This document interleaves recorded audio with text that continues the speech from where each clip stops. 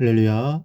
사랑하는 대강의 가족 여러분, 오늘 하루도 하나님의 말씀과 동행하는 삶이 되길 소망합니다. 오늘 함께 나눌 하나님의 말씀은 다니엘 1장 1절 2절 말씀입니다. 유다 왕 요야김이 다스린 지 3년이 되는 해에 바벨론 왕 느부갓네살이 예루살렘에 이르러 성을 에워쌌더니 주께서 유다 왕 요야김과 하나님의 전 그릇 얼마를 그의 손에 넘기심에 그가 그것을 가지고 신할 땅 자기 신들의 신전에 가져다가 그 신들의 보물 창고에 두었더라. 아멘. 오늘부터 우리가 이 다니엘서를 함께 살펴보려고 합니다. 시간마다 또 성령의 은혜가 우리 모든 성도들에게 또 차고 넘치기를 기원합니다. 그런데 다니엘서는 우리가 어제까지 살펴본 열왕기서와 시대적으로 연결이 됩니다. 열왕기하 끝부분을 보면 유다 왕 요시야가 나옵니다. 그런데 유다 왕들 가운데 요시야만큼 여호와를 경외했던 왕을 찾아보기가 어렵습니다. 그런 그가 이 무기또 전투에서 애굽 왕에게 죽임을 당하게 됩니다. 그러자 요시야의 둘째 아들 요아스가 백성들에 의해 왕에 올랐으나 애굽 왕은 요시야가 애굽을 대적하였다는 이유로 요아스를 폐위시켜 버립니다. 결국 그는 왕에 오른 지 3개월 만에 애굽 왕에 의해 폐위당하고 애굽으로 끌려가 죽게 됩니다. 그가 바로 유다의 제17대 왕입니다. 애굽의 바로느고는 다시 요시야의 첫째 아들 엘리야김을 왕으로 세우고 그 이름을 요야김으로 고쳐줍니다. 바로 이 요야김이 오늘 본문에 나오는 유다의 제18대 왕입니다. 1절에 유다 왕 요야김이 다스린 지 3년이 되는 해에 바벨론 왕 느부갓네살이 예루살렘에 이르러 성을 에워쌌더니 라고 했습니다. 당시 바벨론은 세계를 제패하는 최강이 되었습니다. 오늘 본문은 최강의 바벨론 제국이 1차로 침공한 사건을 기록하고 있습니다. 훗날 이 바벨론 제국에 의해 유다는 2차, 3차 침공을 받아 멸망을 당하게 되었고 70년이라는 기나긴 세월 동안 포로 생활을 할 수밖에 없었습니다.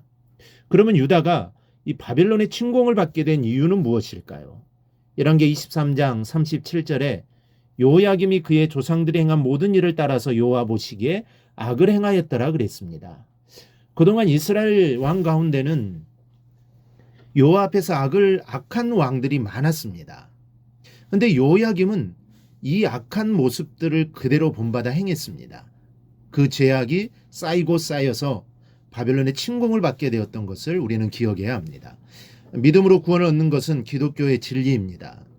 그러나 성경은 하나님께 순종하는 자는 복을 받고 불순종하는 자는 저주를 받는다고 말씀합니다. 이것은 성경을 통해 우리에게 누누이 말씀하시는 부분입니다. 그러니 우리는 주님 보시기에 선하고 아름다운 신앙인이 될 수 있어야 합니다. 유다가 바빌론에 의해 멸망을 당할 때 엄청난 사륙과 기근과 연병으로 엄청난 피를 흘려야만 했습니다. 그 이유가 또 무엇일까요? 여호야김은 친바벨론 정책을 펼쳐야 했습니다. 이것은 에레미야 선지자가 강력하게 외쳤던 예언 가운데 하나입니다. 바벨론에 반항하지 말라는 겁니다. 에레미야 27장 8절을 보면 여호와의 말씀이니라 바벨론의 왕 느부갓네살을 섬기지 아니하며 그 목으로 바벨론의 왕의 멍에를 매지 아니하는 백성과 나라는 내가 그들이 멸망하기까지 칼과 기근과 전염병으로 그 민족을 벌하리라 그러셨습니다. 바벨론 왕을 통해 심판하시는 것이니 그를 섬기라는 것입니다. 만일 바벨론 왕을 섬기지 않는다면 그의 손에 사륙을 당하고 기근과 전염병으로 죽게 될 것이라는 겁니다. 하나님의 뜻은 너희가 바벨론을 고분고분 섬기는 것이라고 에레미야 선지자는 외쳤습니다. 그럼에도 불구하고 유다 왕들은 바벨론을 배반하고 애굽을 의지했습니다. 우리 사랑하는 여러분, 바벨론의 통치를 순수히 받아들이는 것은 하나님의 뜻이었습니다. 왜냐하면 하나님이 바벨론을 심판의 도구로 쓰신 것이니 그 뜻을 따르라는 것입니다.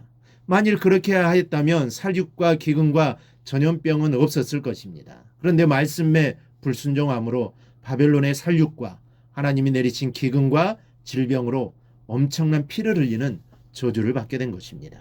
여러분, 유다가 애굽을 의지하여 바벨론에 대항했던 모습은 독립투사나 혁명가나 전사들처럼 보였을 것입니다. 또 애국심이 강한 것처럼 보였을 것입니다. 그러나 에레미야 선지자는 바벨론의 지배를 순순히 받아들이는 것이 곧 하나님의 뜻이라고 외쳤습니다. 그렇다면 요야김은 선지자의 예언대로 바벨론을 섬겼어야 했습니다. 문제는 말씀을 따르지 않았기에 엄청난 살육과 기근과 전염병으로 떼죽음을 당해야 했고 예루살렘이 불타 없어져야만 했습니다. 우리 성도 여러분, 말씀에 순종하는 성도가 되십시다. 하나님 앞에서 순종하는 모습보다 아름다운 것은 없습니다. 그런데 이 순종이라는 것이 지키기 쉬운 것은 순종이 잘 되지만 지키기 어렵고 까다롭고 불가능한 것은 순종이 잘 되지 않습니다. 하나님이 아브라함을 부르셔서 아들 이삭을 번제로 드리라고 하십니다. 이러한 하나님의 명령에 어느 누가 순종할 수 있습니까? 지금까지 하나님은 단 한 번도 인신제사를 드리라고 하신 적이 없습니다. 우리가 믿는 하나님은 절대로 그런 하나님이 아닙니다. 그런데 하나님께서 아브라함에게 이삭을 동물처럼 잡아 번제로 드리라는 것입니다.